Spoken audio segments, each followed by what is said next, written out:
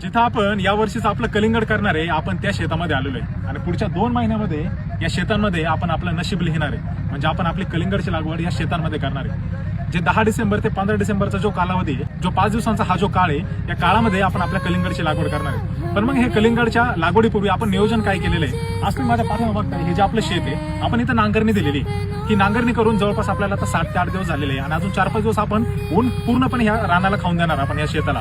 आणि हे ऊन खाल्यानंतर आपण इथे रोटावेटर सुरू करणार आहे. हा रोटावेटर झाल्यानंतर आपण आपल्या दोन्ही बांधाच्या कडेला आपण शेणखत टाकून येणार आहे आणि हे शेणखत टाकून झाल्यानंतर आपण बेड वाढणार आहे. 4.5 फुटाचे आपल्याला बेड पाडायचे. हे बेड झाल्यानंतर आपण जे शेणखत टाकलेले आहे बांधाच्या कडेला, ते शेणखत पूर्णपणे आपल्याला भेसळ डोसाप्रमाणे आपल्याला बेडमध्ये घालायचंय, बेडच्या वरून टाकायचंय आणि याच्यासोबतच आपल्याला भेसळ डोस द्यायचा आहे. म्हणजे आपला रासायनिक खतांचा डोस आपल्याला द्यायचा आहे. ही सगळी प्रोसेस झाल्यानंतर आपल्याला ड्रीप टाकायचंय. ड्रीप नंतर आपण इथं मल्चिंग करणार आहे. आपण मल्चिंग वापरताना फक्त 20 मायक्रॉनच वापरणार आहे, जेणेकरून आपल्याला एकच पीक कलिंगडचं घ्यायचंय. हे मल्चिंग टाकल्यानंतर आपण अंतिम टप्प्यामध्ये या वर्षीची आपल्या कलिंगडची लागवड ही सुरू करणार आहे.